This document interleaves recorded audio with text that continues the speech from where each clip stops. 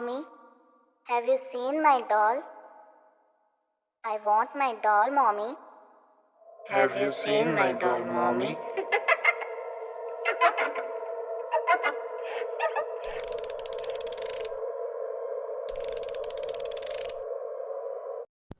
नमस्कार दोस्तों, मैं रूवी। स्वागत है आपका हमारे चैनल पर। हम फिर आ गए हैं एक सच्ची घटना लेकर। दोस्तों, आज की कहानी किसी विख्यात जगह की नहीं है। ये कहानी है एक छोटे से गांव की, एक छोटे से गांव में बसे हुए एक खंडहर की। तो चलिए कहानी को शुरू करते हैं। दोस्तों, आप अपनी आंखें बंद कर लेट जाइए या कहीं पर बैठ जाइए, क्योंकि इस कहानी के सारे विजुअल्स आपके दिमाग खुद ब खुद बनाएगा। ये कहानी है मुग्धा की, तो आगे की कहानी हम मुग्धा के नज़रिए से ही देखेंगे। नमस्ते दोस्तों, मैं मुग्धा। मेरी उम्र 22 साल है और मैं हैदराबाद में रहती हूँ। पर यह कहानी तब की है जब मैं 10 या 12 साल की होंगी। मैं अपने माँ के साथ अपने नानी के घर कोलकाता घूमने आई हुई थी और मेरे साथ साथ मेरी मासी यानी मेरी माँ की बहन भी आई हुई थी। उन्हें भी एक मेरे ही उम्र का बेटा था, अनमोल।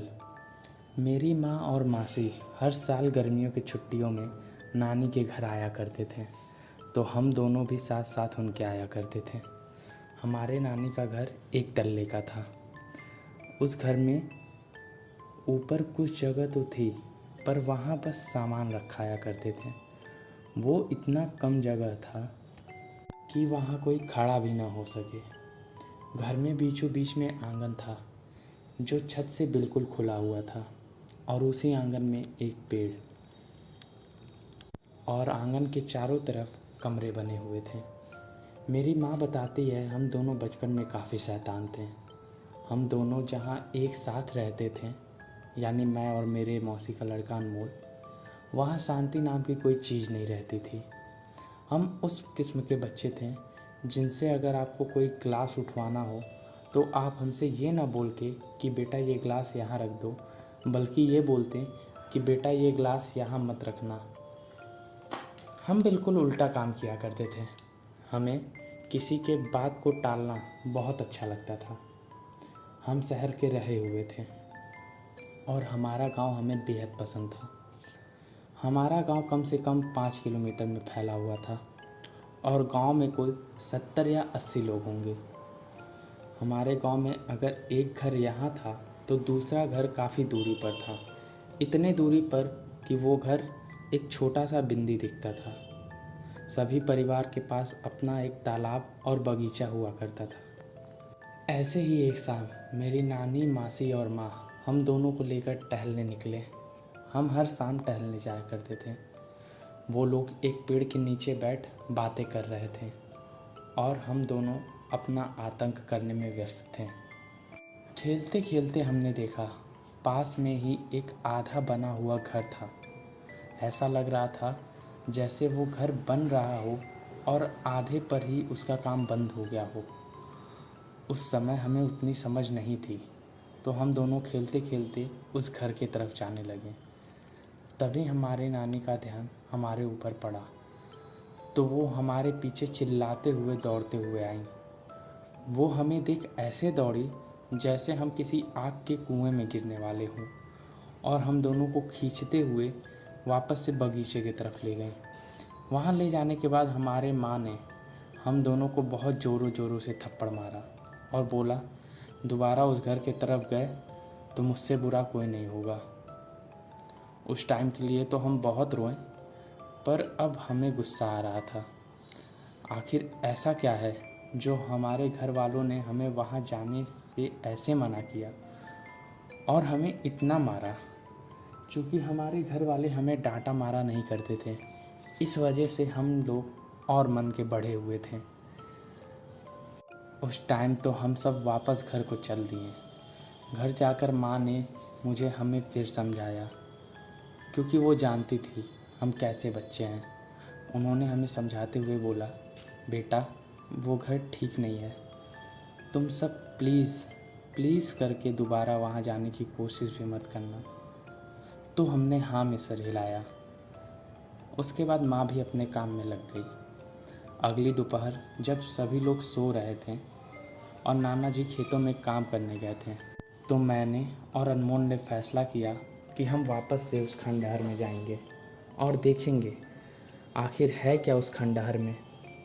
ये सोच हम दोनों दबे पांव चुपके से घर से बाहर निकल गए। वो जून का महीना था। रास्ते पे तो वैसे ही कोई नहीं दिखता था। दोपहर होने की वजह से जो एक दो लोग दिखते थे वो भी लोग नहीं दिख रहे थे। हम दोनों दौड़ते दौड़ते उस खंडहर के पास पहुँचे। उस खंडहर के सामने खड़े होकर हम दोनों उसे देखने लगे। मैंने फिर अनमोल से बोला, अनमोल, हमारा अंदर जाना ठीक तो होगा ना? अगर इस बार माँ को पता चला तो बहुत मार पड़ने वाली है। उसने बोला, कोई नहीं जानेगा, तू चल। और उसने मेरा हाथ खींचते हुए अंदर लेते गया। मुझे कुछ कुछ याद है। अंदर सब कुछ आधा अधूरा बना हुआ था। कोई दीवार आधी बनी हुई थी तो किसी पे प्लास्टर आधा हुआ था। ऐसा लग रहा था जैसे लोग काम करते करते अचानक से वहाँ से भाग गए हों और दोबारा वहाँ कोई आया ही नहीं। हम अंदर टहल रहे थे, तभी अचानक ऊपर के मंजिल से किसी के पायल पहन दौड़ने की आवाज़ आई, जो सुन हम दोनों एकदम से रुक गए और एक दूसरे को देखने लगे। हम दोनों जब सीढ़ी ढूंढते हुए सीढ़ी के पास पहुँचे तो देखा सीढ़ी भी आधी अधूरी बनी हुई थी। हम दोनों सीढ़ियों से ऊपर झांक रहे थे तो हमने देखा ऊपर जहाँ पे सीढ़ियाँ ख़त्म हो रही थी वहाँ कोई औरत खड़ी थी। वो औरत देखने में बहुत डरावनी थी। उसने सफ़ेद सा कोई तो कपड़ा पहना हुआ था। उसका पूरा शरीर जला हुआ था और उसके मांस उसके शरीर से यहाँ वहाँ लटक रहे थे। वो हमें देखते हुए अजीब तरह से मुस्कुरा रही थी। उसकी मुस्कान आप सोच सकते हैं कि किसी का बुरी तरह से जला हुआ चेहरा, वो भी मुस्कुराता हुआ, कितना डरावना होगा। और हम दोनों तो फिर भी 10-10 साल के बच्चे थे, जो हमारे मन को सहना बिल्कुल संभव नहीं था। वो देख हम दोनों वहाँ से दौड़कर भागने लगे। भागते हुए अनमोल अचानक वहीं पड़े एक ईंट से टकराकर नीचे गिर गया। वो उठने की बहुत कोशिश कर रहा था पर वो उठ नहीं पा रहा था। मैं दौड़ते दौड़ते थोड़ी आगे बढ़ चुकी थी। जब मैंने देखा तो अनमोल पीछे उठने की कोशिश कर रहा था। मैं उसके पास जाके उसे उठाने की कोशिश करने लगी पर वो था कि वहाँ से हिल भी नहीं पा रहा था। फिर हमारा ध्यान जब पीछे बने एक कमरे में गया तो उस कमरे में बाहर से आती हल्की धूप की रोशनी में वो औरत की परछाई हमें साफ दिख रही थी। हम बंगाल से थे तो हमें कुछ मंत्र बचपन से ही सिखाए गए थे। हमने जोरों से वो मंत्र पढ़ना शुरू किया। अचानक अनमोल का पैर वहाँ से छूट गया और वह भागने लगा। अनमोल का शरीर पे जगह जगह चोट आ गई थी पर हम दोनों भागते भागते वापस से घर पहुँचे। असल में मेरी माँ और मासी और मेरी नानी का घर भी बंगाल में ही था और बंगालियों को पूजा पाठ के लिए ज़्यादा जाना जाता है, पर साथ ही साथ उन्हें किसी और चीज़ के लिए भी जाना जाता है जो मुझे आपको बताने की ज़रूरत नहीं है। हम घर जाकर चुपचाप से अपने बिस्तर पर सो गए। जब माँ सोकर उठी और उसने अनमोल को देखा तो उसने हमसे पूछा, ये चोट कैसे लगी? तो हमने उन्हें कुछ नहीं बताया और बोला कि हम खेलते खेलते आंगन में गिर गए थे। हम दोनों उसके बाद काफ़ी डरे सहमे से बैठे हुए थे। हमारा वो रूप देख मासी ने हमसे हंसते हुए पूछा, क्या हुआ आतंकियों, आज इतने शांत कैसे हो तुम दोनों? हमने उनके बात का कोई जवाब नहीं दिया। रात में खाना खिला माँ हमें हमारे कमरे में छोड़ने आ गई। हमने माँ से बोला कि माँ आज हमें आपके साथ सोना है। इस पे माँ ने हमें वहाँ सुला दिया और लाइट बंद करके जाने लगी। फिर मैंने माँ से बोला, माँ कम से कम लाइट तो मत बंद करो। पर वो हमें डांटते हुए वहाँ से चली गई और बोली, लाइट जलती रहेगी तो तुम सब मस्ती करते रहोगे। हमारे कमरे में एक जंगला था जिसमें से बाहर लगे खंबे के बल्ब से हल्की पीली रोशनी आया करती थी। हम दोनों इतने डरे हुए थे कि हम दोनों उसके बारे में बात नहीं कर रहे थे। हम दोनों एक दूसरे की तरफ मुंह किए हुए आंखें खोल एक दूसरे का चेहरा ही देख रहे थे। हम दोनों को नींद नहीं आ रही थी। पता नहीं कब रात में हमारी आंख लग गई। रात के करीबन 12 बजे मुझे आंखें बंद किए किए महसूस हुआ कि जंगले के बाहर कोई तो खड़ा है। जब मैंने आंखें खोली तो बाहर से आते हुए खंबे की हल्की पीली रोशनी में मुझे उसी औरत का साया खड़ा दिख रहा था। मैंने कुछ देर तो उसे घूरती रही। कुछ देर बाद मैंने अपने हाथों से धीरे से हिलाते हुए अनमोल को उठा उसे भी जंगले की तरफ देखने का इशारा किया। वो रोशनी उसके पीछे से आ रही थी, जिस वजह से हमें उसका चेहरा नहीं दिख रहा था, पर उसकी आकृति से हमें साफ पता चल रहा था कि ये वही औरत है।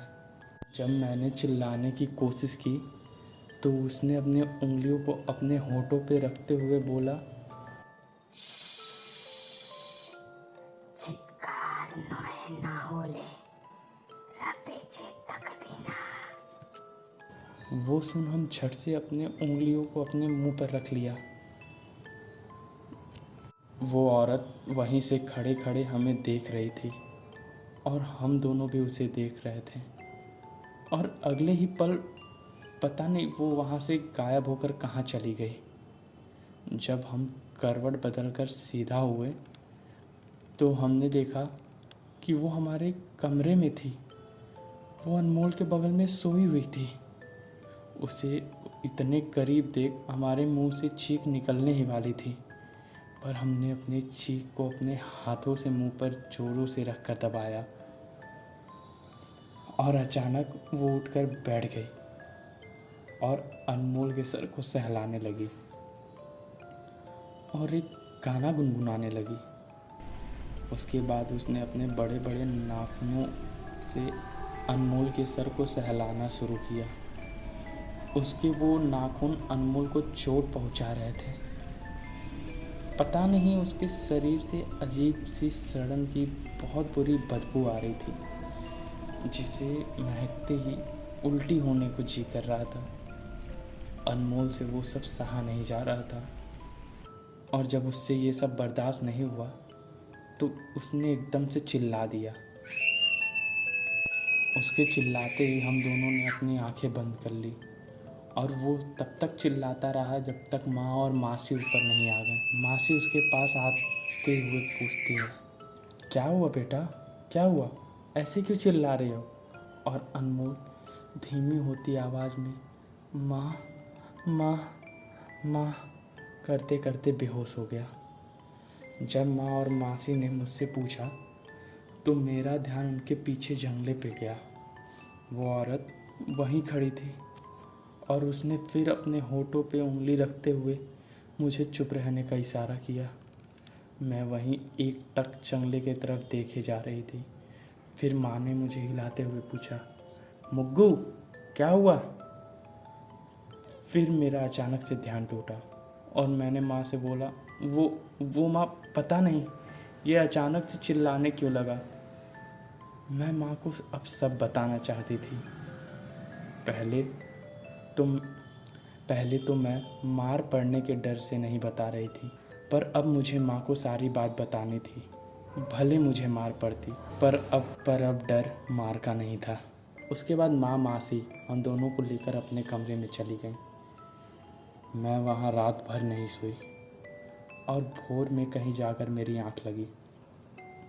जब अगली सुबह मेरी आँख खुली तो सब लोग अनमोल को घेर कर बैठे हुए थे। मासी फूट फूट कर रो रही थी। मैं जब वहाँ पहुँची तो माँ ने बताया अनमोल को बहुत ज़ोरों से बुखार है। मासी उसे पट्टी किए जा रही थी। मैंने जब उसे देखा तो उसने आंखें बंद किया हुआ था, पर उसके चेहरे पर एक अजीब सी मुस्कान थी। वो मुस्कान देख मैं झट से वो मुस्कान पहचान गई। वो वही मुस्कान थी जो मैंने उस औरत के चेहरे पर देखी थी।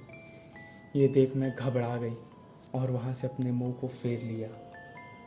उसके बाद मैं वहाँ से चली गई। दोपहर तक अनमोल को भी होश आ गया, पर उसके बाद से उसका बर्ताव बिल्कुल बदल सा गया था। वो मेरे साथ खेलता नहीं था, सिर्फ अकेले रहता, खुद को अपने कमरे में बंद किए रहता, पूरा पूरा दिन कुछ नहीं खाता। उस टाइम हमारे गांव क्या, आसपास के गांव में भी उतने डॉक्टर नहीं हुआ करते थे। जिन्हें दिखाया गया उन्होंने बताया सिर्फ मामूली बुखार है और दवाइयाँ दीजिए वो सही हो जाएगा। वो सबके सामने तो सामान्य रहता, पर मुझे देख वो अजीब तरह से मुस्कुराता। 2 दिन बीत चुके थे और अब वो अपने आप को ऊपर बंद रखने लगा था। वो ऊपर बने छोटे से कमरे जिसमें हम सामान रखा करते थे, दिन भर उसी में रहा करता था और नीचे ही नहीं आता था। पता नहीं उसे उस अंधेरे कमरे में क्या मिलता था। नाना जी भी बगल के गांव उसके इलाज के वजह से गए थे। वह बता के गए थे कि उन्हें 2 दिन लगेंगे। वो दिन भर अकेले कमरे